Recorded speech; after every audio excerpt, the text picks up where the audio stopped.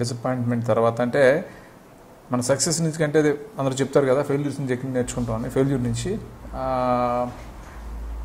అది ఎక్కడ ఏంటి ఎందుకు అనేది అర్థం చేసుకుంటాం కాబట్టి డెఫినెట్గా అర్థం చేసుకున్నాను కాబట్టి అవన్నీ రెక్టిఫై చేసుకుని అంటే ఏం లేదండి. అంటే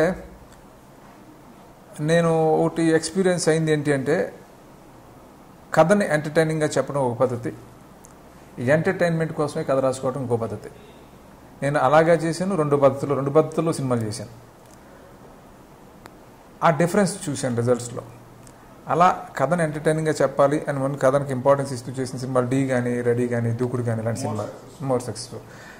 భాష లాంటి సినిమాలు రెండో పద్ధతిలో చేసినా అవి కూడా సక్సెస్ అయినాయి లిమిటెడ్గా డెఫినెట్గా. ఈ సినిమా కథని ఎంటర్టైనింగ్గా చెప్పాలనే ఉద్దేశంతో కథకి ఇంపార్టెన్స్ ఇస్తూ చేసిన సినిమా బ్రూస్ లీ. డెఫినెట్గా ఈ సినిమా మీద ఎలాంటి ఎక్స్పెక్టేషన్స్ ఉన్నాయో అన్నీ రీచ్ అవుతుందని నమ్మకం 100% ఉంది.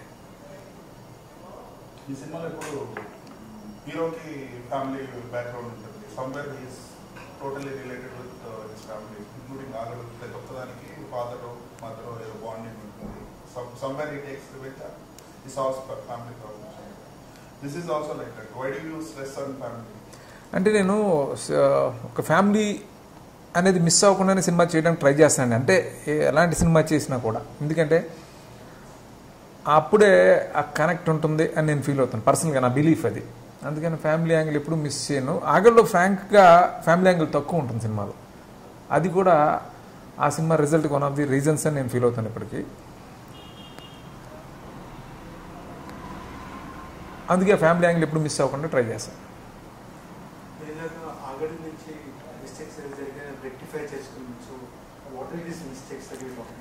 అంటే నాకు తెలుస్తుంది కదండి పర్సనల్గా అందులో ఎక్కడ జరిగిన తప్పులు పొరపాట్లు అనేది రియలైజ్ చేశాను. అది లైక్ ఇప్పుడు నేను చెప్పాను కదా ఫ్యామిలీ యాంగిల్ మిస్ అయింది అంటే ప్రెడిక్టబుల్ సెకండ్ హాఫ్లో వెళ్ళినాం.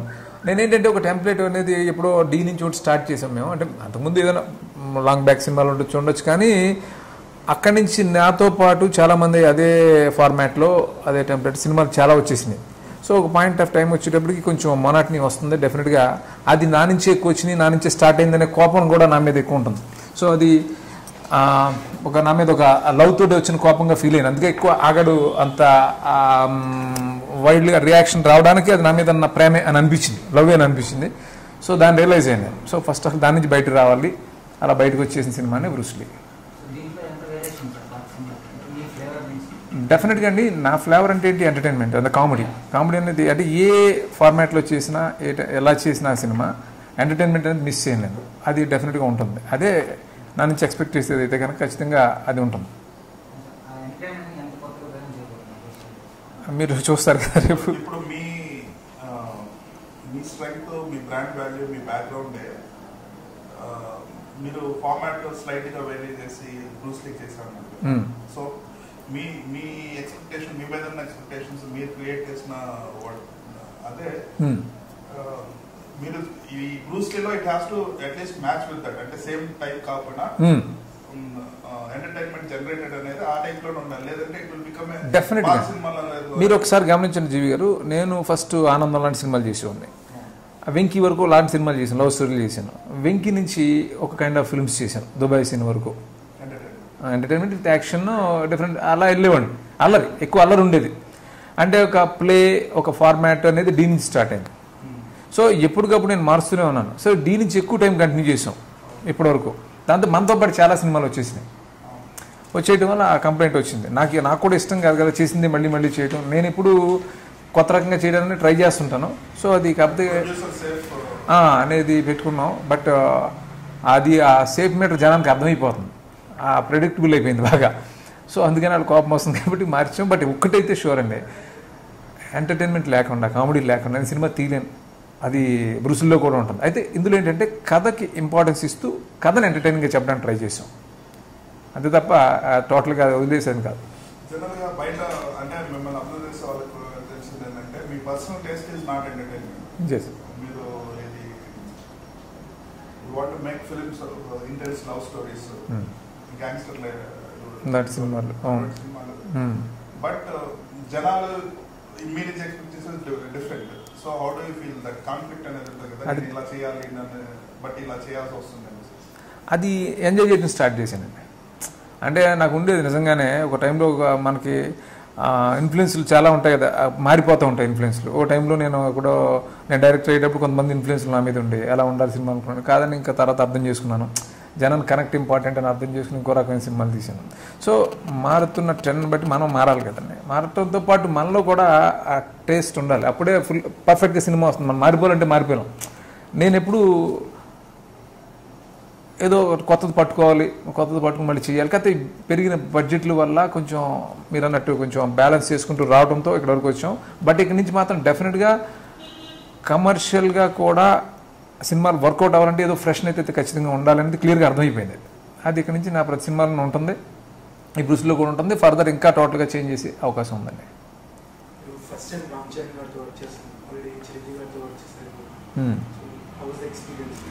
సూపర్ అండి. నిజంగా నేను ఫ్రాంక్గా ఒకటేనండి, నేను అంటే చాలా తక్కువ మందికి తెలిసి ఉంటుంది. నాకు పర్సనల్గా ఎప్పుడు ఏంటంటే రెమ్యునరేషన్ కంటే కూడా ఎక్కువ ఫ్రీడమ్ కోరుకుంటాను సినిమా నుంచి. అది ఉన్నప్పుడే నేను సినిమా తీయగలుగుతాను. ఆ ఫ్రీడమ్ అనేది వరుస సక్సెస్ఫుల్ ఉన్నప్పుడు ఆటోమేటిక్గా ఉంటుంది. కానీ ఒక సినిమా డిసప్పాయింట్ చేసిన తర్వాత ఆ ఫ్రీడమ్ దొరకడం అనేది చాలా కష్టం. బట్ ఈ బ్రూస్ లీ సినిమా విషయంలో నాకు ఆ ఫ్రీడమ్ 100% ఇచ్చారు చిరంజీవి గారు కానీ చరణ్ కానీ. అందుకే నేను అనుకున్నట్టు సినిమాని తీయగలిగాను. దానికి మరొకసారి చిరంజీవి గారికి చరణ్కి ఇద్దరికి థ్యాంక్స్ చెప్తున్నాను. ఇక చరణ్తో ఎలా ఉంటుంది వర్కింగ్ ఎక్స్పీరియన్స్ అంటే, చిరంజీవి గారిలోని కొన్ని క్వాలిటీస్ ఏవైతే ఉంటాయో, ఆయన ఏంటంటే చాలా బ్యాలెన్స్డ్గా కంపోజ్డ్గా ఎవరిని హర్ట్ చేయకుండా ఉంటారు ఆయన అలాంటి సిచ్యువేషన్లో కూడా. ఆ లక్షణం చరణ్కి బాగా వచ్చింది. అంతేకాకుండా చాలా వామ్త్గా దగ్గర తీసుకోవటం, ప్రేమగా ఉండటం, ఇవన్నీ చరణ్లో ఉన్నాయి. తన ఏజ్కి తన బిహేవియర్కి సంబంధం ఉండదు, అంత మెచ్యూర్డ్గా ఉంటాడు. నాకే ఆశ్చర్యంగా అనిపిస్తూ ఉంటుంది. తన వయసులో నాకని చాలా చిన్నోడైనా కూడా ఆ మెచ్యూరిటీ లెవెల్స్ చూసి నాకు ఆశ్చర్యంగా అనిపిస్తుంది. దానికి రీజన్ కూడా నేను ఏమనుకుంటానంటే ఆయన పెంపకం, చిరంజీవి గారి పెంపకం నేను అనుకుంటాను. ఇక చరణ్తో వర్కింగ్ ఎక్స్పీరియన్స్ ఎలా ఉంటుందంటే చాలా, అంటే నాకు బేసిక్గా ఎవరిలోనా హ్యూమర్ ఉంటే నాతో ఎవరికి సెన్స్ ఆఫ్ హ్యూమర్ ఉన్న వాళ్ళు ఈజీగా కనెక్ట్ అయిపోతారు నాతో. చరణ్లో ఇంతవరకు ఎవరు దాన్ని తీసుకురాలేదు, కానీ విపరీతమైన సెన్స్ ఆఫ్ హ్యూమర్ ఉంది తనలో. అందువల్ల మేము ఇద్దరం బాగా కనెక్ట్ అయ్యాం. సో అది రేపు సినిమాలో మీకు కనిపిస్తుంది. చిరంజీవి గారిలో నా కామెడీ టైమింగ్ చరణ్లో కూడా ఉంది, అది ఇందులో మీరు చూస్తారు. అంటే ఫస్ట్ టైం తను చేశారు, కానీ ఇందులో ఫుల్ ఫ్లెడ్జ్డ్గా ఉంటుంది మ్యాక్సిమం.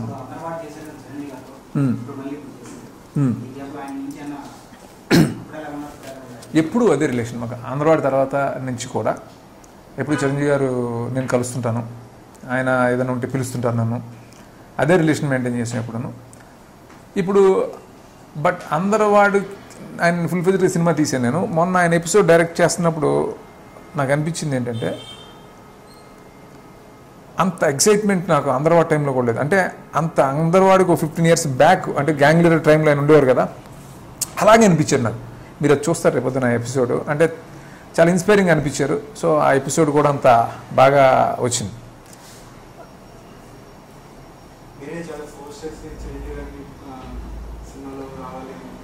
అంటే అండి అంటే ఆయన ఈజీగా అలా మనం అనుకుంటే చేయరు కదా ఆయన. ఈ కథ ఆయనకు బాగా నచ్చింది. దాంతోపాటు ఆయన ఆ సిచ్యువేషన్లో ఎందుకు రావాలి అనే దానికి ఆ ఇంపార్టెన్స్ ఆయన ఫీల్ అయ్యారు. అవసరం ఏదో ఫోర్స్డ్గా పెట్టకుండా ఆ సిచ్యువేషన్ అవసరం, ఆ సిచ్యువేషన్ డిమాండ్ ఉంది కాబట్టి ఆయన కన్విన్స్ అయ్యి చేశారు. అంటే ఆయన కన్విన్స్ అయ్యారు, కథ బాగా నచ్చింది ఆయనకి, కథ బాగా నచ్చి సో ఆయన రావాల్సిన సిచ్యువేషన్ అదంతా కూడా ఆయన కన్విన్స్ అయ్యారు, ఆ డిజైన్ అంతా. అందువల్ల ఆయన ఒప్పుకున్నారు.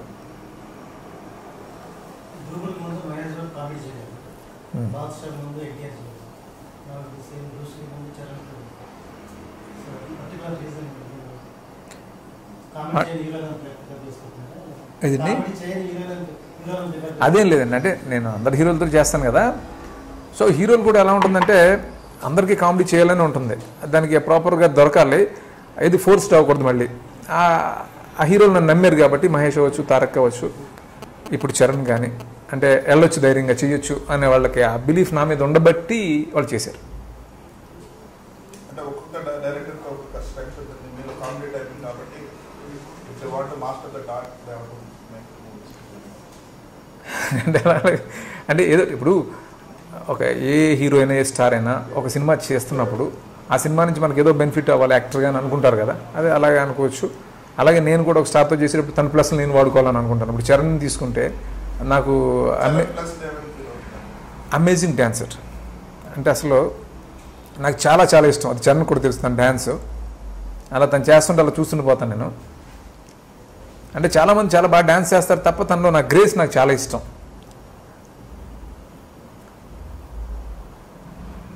అలాగే తన వాయిస్ నాకు చాలా ఇష్టం, తన హెయిర్ ఇష్టం. నేను అందుకనే నేను అంతే ఎప్పుడు కలిసినా తనతో అదే మాట్లాడుతుండేవాడిని. మన సినిమా చేస్తే మాత్రం నాకు ఆ చిరుత కావాలా, హెయిర్ కావాలని ఎప్పుడు అదే మాట్లాడుతుండేవాడిని. తను ఒప్పుకుని ఇందులో అదే హెయిర్ స్టైల్లో ఇచ్చేది. సో మిగతా అన్నీ తను చాలా బాగా చేస్తాడు. ఇప్పుడు చాలా చరణ్ పర్ఫార్మెన్స్ చాలా బ్యాలెన్స్డ్గా ఉంటుంది. ఎప్పుడు ఫోర్స్గా ఏది చేయడు, తను కన్విన్స్ కాకుండా చేయడు. సో నాకు అది ఇష్టం.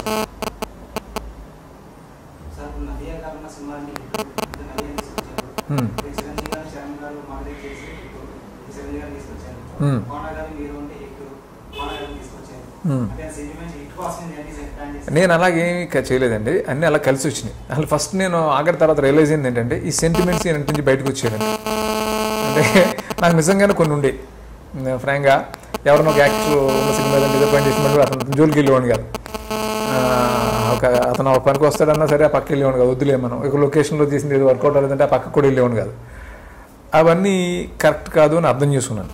అన్నీ ఇంకా చాలా ఇది చేసేస్తాయి అని రియలైజ్ అయ్యి అలా సెంటిమెంట్ ఇవన్నీ ఎలా కలిసి వచ్చినాయి. ఈ కథ డిమాండ్ మేరకే అన్నీ జరిగినాయి. కథలో ఆ నదియా గారి ఆవశ్యకత అదే మన ఇంపార్టెన్స్ ఉంటాం. అలా కోన మేము అందరూ ఏంటంటే చాలా సినిమాలు చేసాం కదా, కోన గోపి నేను చాలా సినిమాలు చేసాం. ఎక్కువ లాంగ్ ట్రావెల్లో డిస్టర్బెన్సెస్ వస్తుంటే అలా మా మధ్య వచ్చినప్పుడు మళ్ళీ కలిసాం. వాళ్ళు నాతో కలవాలనుకున్నారు, నేను వాళ్ళతో కలవాలనుకున్నాను, ఇద్దరం కలిసాం. అలా జరిగింది. డెఫినెట్గా చేస్తాం.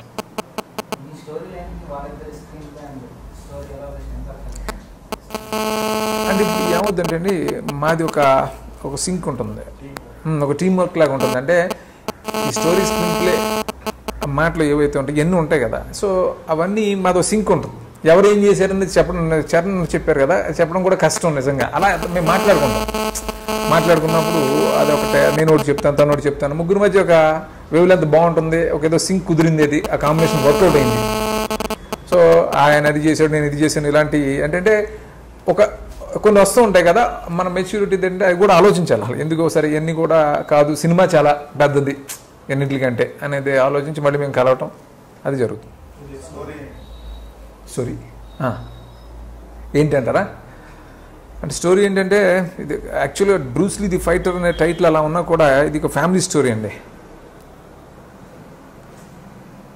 అంటే ఒక ఫ్యామిలీని విపరీతంగా ప్రేమించే ఒక కుర్రాడుకి, ఒక కామన్ మ్యాన్కి, ఒక ఆర్డినరీ పర్సన్కి ఒక ఎక్స్ట్రాడినరీ సమస్య వస్తుంది. ఫ్యామిలీకి చాలా పెద్ద సమస్య వస్తుంది. ఆ సమస్యతో ఎలా పోరాడాడు అన్నదే బ్రూస్ లీ. అలా నిలబడ్డాడు. ఆ కాంటెక్స్లో ఫైటర్ అనే ట్యాగ్ లైన్.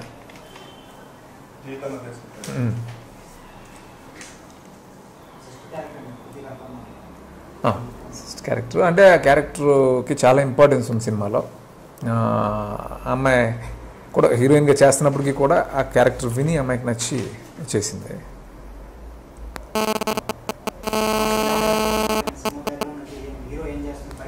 స్టంట్ మ్యాన్ దాని మీద ఏమి ఉండదండి. సినిమా తను స్టంట్ మ్యాన్, అతను ప్రొఫెషన్, అది కొంచెం అట్మాస్ఫియర్ అంతా ఉంటుంది తప్ప దాని మీద ఎక్కువగా వెళ్ళటం ఏం జరగల. అదేం లేదు, అలా స్పూఫ్లో ఏం లేవు ఇందులో, అలాంటివి ఏం లేవు.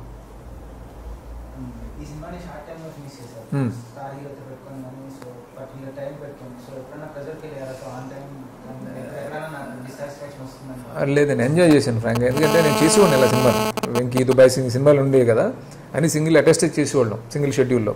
మళ్ళీ ఆ తర్వాత కొంచెం సిస్టమ్ మారిపోయి ఎక్కువ టైం సినిమాలు చేయడం అది జరిగింది. కానీ ఇది నేను ఎంజాయ్ చేశాను మళ్ళీ, ఎందుకంటే అంత షార్ట్ టైం. అంటే June 7th ఫ్రాంక్గా మేము స్టార్ట్ చేసింది. అంటే మేలో 1.5 సాంగ్ చేసాం అంతే. జూన్ 7th స్టార్ట్ చేసి అక్టోబర్ 5th గుమ్మడికాయ కొట్టేసాం, సినిమా ఫినిష్ చేసాం. అంటే 4 months టైం ఆ ఫ్రేమ్ అది. దాంట్లో ఇంత అంటే ఏదో ఒక ఇంట్లో సినిమా అంటే ఎంత టైం కూడా అక్కర్లేదు అసలు. ఇది చాలా స్పాన్ ఉన్న cinema, number of locales, action అన్నీ ఉన్నాయి. అన్నీ ఉంటూ ఎక్కడ కాంప్రమైజ్ కాకుండా, ఈరోజు నేను కాంప్రమైజ్ అనేది ఎక్కడ నాకు లేదు. అంటే నేను అనుకున్నది ఏదైతే అనుకున్నానో అది యాజిటీస్, ఏదైతే విజువలైజ్ చేసుకున్నానో అది యాజిటీస్ తీసాం. దానికి అందరూ విపరీతమైన హార్డ్ వర్క్ చేశారు. మెయిన్లీ చరణ్ తను నాన్ స్టాప్ షూట్, అంటే టువర్డ్స్ ఎండ్ వచ్చేటప్పుడు మరీ ప్రెషర్ పెరిగిపోయింది. తను డే అండ్ నైట్లు పనిచేసాడు. అలాగే టెక్నీషియన్స్ అందరూ, మనోజ్ పరమహంస అయితే నాకు చాలా సపోర్ట్. ఎందుకంటే చాలా డెసిషన్ ఫ్యాక్టర్లు ఉంటాయి కదా, అంటే చాలా అంటే లొకేషన్స్ అంటే కంటిన్యూస్ షూట్ చేస్తూ నెక్స్ట్ లొకేషన్ ఫైనలైజ్ చేయాలి, మళ్ళీ ఇది ఫినిష్ చేసుకుని మళ్ళీ ఆ లొకేషన్కి వెళ్ళి అది చూసుకుని మళ్ళీ దానికి సెట్ చేసుకుని మళ్ళీ నెక్స్ట్ డే మళ్ళీ షూటింగ్ చేయటం, మళ్ళీ ఇది ఫినిష్ అయిన తర్వాత ఇంకో చోట పరిగెట్టడం. అంటే అంత కంఫర్టబుల్గా ఏదో అలా అయిపోయే సినిమా కాదు ఇది. చాలా మీరు చూస్తారు కదా రేపు cinema. Yeah, very fast. Manoj fast, same time నేను చెప్పాలంటే అల్టిమేట్ క్వాలిటీ ఇచ్చేది.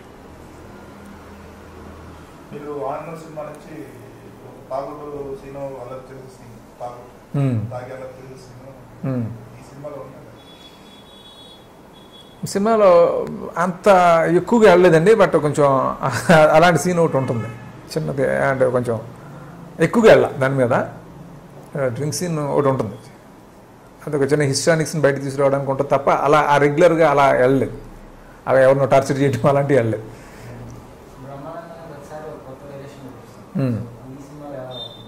ఈ సినిమాలో డెఫినెట్గా నా ప్రీవియస్ ఫిల్మ్స్లో లాగా ఉండదు ఇందులో క్యారెక్టర్. అంటే అతన్ని బక్రా చేస్తూ అనేది మనం మ్యాక్సిమం చేసాం కదా, అలా ఉండదు. ఈ క్యారెక్టర్ వేరేలా ఉంటుంది. బట్ ఈ క్యారెక్టర్ ఎంటర్టైన్ చేస్తుంది బాగా.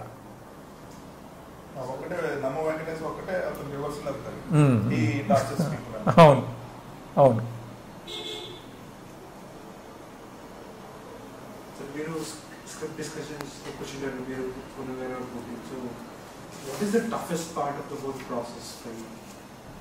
స్టోరీ మేకింగేనండి. మిగతాదంతా నేను యాక్చువల్గా ఇదంతా ఎంజాయ్ చేస్తూ చేస్తాను. ఈ ఎగ్జిక్యూషన్ అంతా చాలా ఎంజాయ్ చేస్తూ చేసేది కానీ ఫీల్ అవుతాను నేను. అందులో పెద్ద ఇదే ఉండదు. ఆ స్టోరీ తయారయ్యేటప్పుడే మొత్తం అక్కడ డిసైడ్ అవుద్ది కదా, అక్కడే డిసైడ్ అవుద్ది మొత్తం అంతా. సో అక్కడే ఎక్కువ ప్రెషర్ ఫీల్ అవుతాను నేను. ఆ స్టోరీ వన్స్ అయిపోయిందంటే ఇంకా అసలు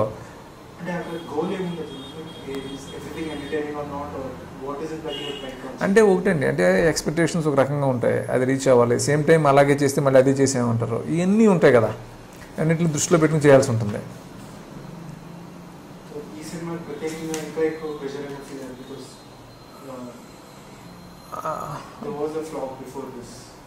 అలా లేదు. యాక్చువల్గా నేను ఆగడు తర్వాత ఫ్రాంక్గా 3 days ఆలోచించాను. అది బయట వస్తున్న రియాక్షన్ కానీ అంతా 3 days ఆలోచించాను. 4th day నుంచి దీని మీద కూర్చున్నాను. దీని మీద కూర్చుని వర్కౌట్ చేసుకోవడం పనిలోనే ఉన్నాను. మీరు చూస్తే నా సినిమాకి మధ్య ఎక్కువ గ్యాప్ అన్ని సినిమాలకి ఉంటుంది. ఇది చాలా ఫాస్ట్గా వచ్చేసింది, 1 yearలోనే వచ్చేసింది. మిగతా అన్ని సినిమాలు 1.5 year అలా పట్టేది కదా, ఇది వచ్చేసింది. ఎక్కువ ఆలోచిస్తే దాని గురించి లేదు. అంటే పొరపాటు జరిగింది, మేటు రియలైజ్ అయిపోతాం కదా, ఓకే జరిగింది. నేను అది కూడా రియాక్షన్ కూడా దానికి రీజన్ నేను అర్థం చేసుకుని టోటల్గా ఫ్రెష్గా ఉంటుంది. జీవి గారు ఒక 2 లైన్లు అనుకుంటున్నాం.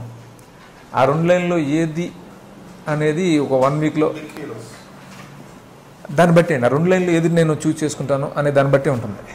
మెయిన్ ఏంటంటే ఇప్పుడు నెక్స్ట్ ఇది అలా కాకుండా అసలు ఫస్ట్ నాకు ఉపయోగపడే సినిమా చేయాలి ఇక్కడి నుంచి నేను.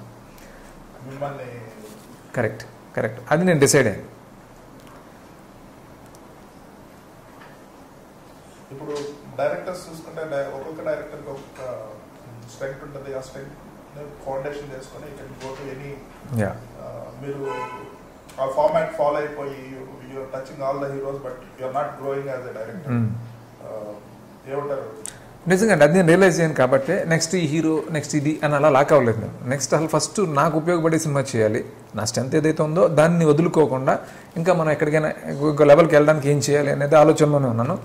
దానికోసమే ఒక 2 లైన్లు అనుకున్నాం.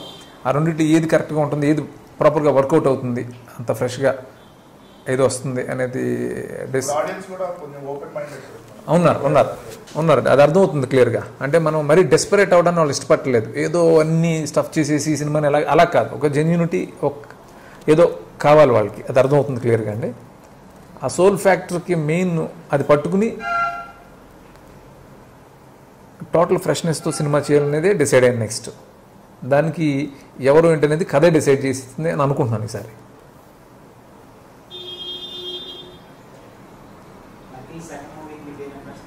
ఏదండి ఏది ఫైనలైజ్డ్ కాదండి ఇంకా అలా ఇంకా ఏం లేదు. ఇప్పుడు ఇది అయిన తర్వాతే ఆలోచిస్తాను, ఇప్పటివరకు దీని గురించి ఆలోచించాను. ఇది అయిన తర్వాత చెప్పాను కదా కథ మెయిన్, ఆ కథ ఎవరికి సూట్ అవుతుందో వాళ్ళతో చేసే అవకాశం ఉంది. చాలా ఎక్కువ మాట్లాడారు మీరు ఈసారి. ఎక్కువ నేను మాట్లాడలేను ఎక్కువ. చాలా అనలైజింగ్ బాగా చేసి మాట్లాడారు.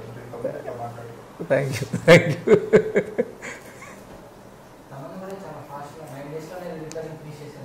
చేశాను బాగా అండి. ఫస్ట్ టైం ఆర్ఆర్ నేను తమన్తో బాగా సాటిస్ఫై అయింది ఈ సినిమా ఆర్ఆర్ఏ. ఇంతవరకు చేసిన సినిమాల్లో తమన్ ఆర్ఆర్ నాకు ఈ సినిమాలో బాగా సాటిస్ఫాక్షన్ ఇచ్చింది. ఆడియో ఎప్పుడు తను మంచిగా ఇచ్చాడు నాకు. ఈవెన్ ఆగడు కూడా నాకు తన మీద కంప్లైంట్ లేదు, ఆడియో మంచిదే ఇచ్చాడు. రికార్డింగ్ అన్ని ఫ్యాక్టర్స్ ఉన్నాయి దానికి. నేను కొంచెం నా సైడ్ నుంచి కొంచెం లౌడ్ అయిన సినిమా అన్నీ ఉన్నాయి.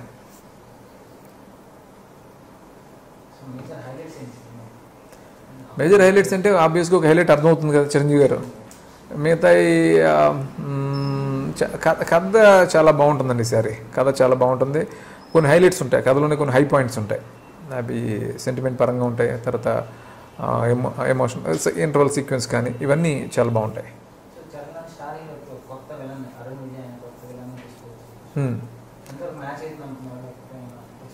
యాక్చువల్గా ఈ విలన్ క్యారెక్టర్ డిసైడ్ చేయడానికి చాలా టైం పట్టింది. అంటే ఎవరన్నా కొంచెం ఫ్రెష్గా ఉండాలి. అప్పుడు నార్త్ నుంచి ఎవరన్నా పట్టుకొస్తే ఆ ఎక్స్ప్రెషన్ ఉండదు, ఊరికే చేస్తుంటాడు, అలా కాదు, కొంచెం ఎవరన్నా మన సౌత్ వాళ్ళు ఉంటే బాగుంటుందని అనుకుని అప్పుడు చరణ్ సజెస్ట్ చేశాను నాకు గౌతమ్ ఫిల్మ్ ఎన్ఆర్ఎన్ ఆ సినిమా ఒకసారి మీరు చూడండి అంటే నేను చూసినప్పుడు పర్ఫెక్ట్ ఇతను కదా అని అనిపించింది. అప్పుడు అతను అప్రోచ్ అవటం, అతను కూడా కన్విన్స్ అయ్యాడు, క్యారెక్టర్ విని చేసాడు, చాలా బాగా చేసాడు, ఫ్రెష్గా ఉన్నాడు.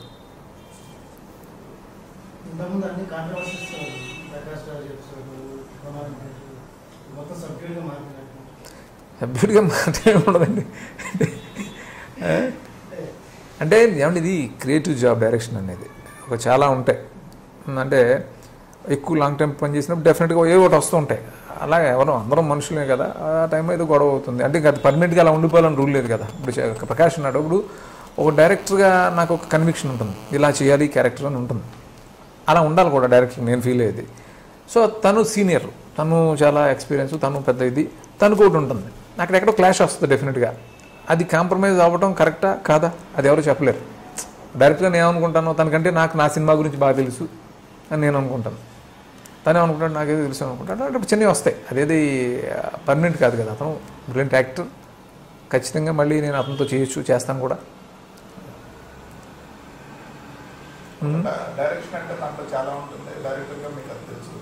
బట్ బయట నుంచి కామెంట్ చేసే వాళ్ళు, లేదంటే కోనా లేదంటే ఆగడు ఫ్లాప్ అయింది, లేదంటే ప్రకాష్ రాజుతో కూడా వచ్చింది. అంటే డైరెక్షన్ అనేది most complicated job, not everybody can do it. అందుకే అటువంటి ఎలా అనిపిస్తుంది అండి, ఎందుకంటే people will take you for granted అన్నమాట. ఒక ఫ్లాప్ రాగానే అసలు ఏవి రాదన్నట్టు మాట్లాడతారు, ఇంతకుముందు వచ్చిన ఇట్లన్నీ మర్చిపోతారు. అంటే అండి వాళ్ళకి రైట్ ఉంది, ఏదైనా మాట్లాడతారు. అంటే ఇప్పుడు అలాగే సక్సెస్ అయినప్పుడు అలా పొగుడతారు కదా, రెండింటిని ఈక్వల్గా తీసుకోవడం అది మంచిదే అనిపించింది నాకు. విధంగా ఇందాక చెప్పినట్టు సక్సెస్ కంటే ఫెయిల్యూర్ నుంచి ఎక్కువ నేర్చుకుంటూ ఉంటాం. బట్ ఇది నాకే కదండి, అందరికీ జరిగేదే కదా, నేనేం స్పెషల్ కాదు కదా, అందరికీ ఇదే జరుగుద్ది. మన విధంగా అది కొంచెం వాళ్ళు మనల్ని ఎప్పుడు అలర్ట్గా ఉంచడానికి కూడా ఉపయోగపడుతుంది. కొంచెం జాగ్రత్తగా ఉంటుంది. లే చలో నీతో వస్తాలే చలో, నేనెవ్వరూ కనిపించిన చోటుకే నన్ను లే చలో చలో.